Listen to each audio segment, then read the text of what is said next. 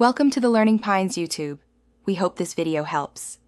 You start by signing into the correct Google account. If you use a personal account, switch to your school profile.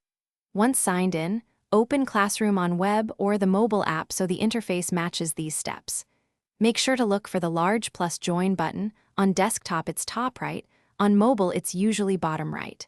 This first action gets you into the enrollment flow quickly and sets you up to enter the class code you were given.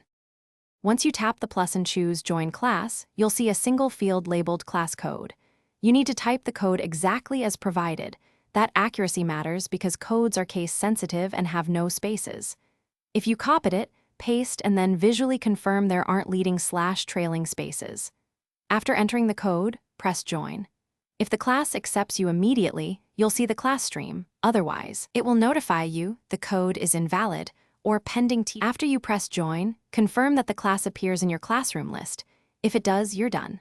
If not, first double-check the code with the teacher because codes can expire or be changed. Once done, try basic fixes.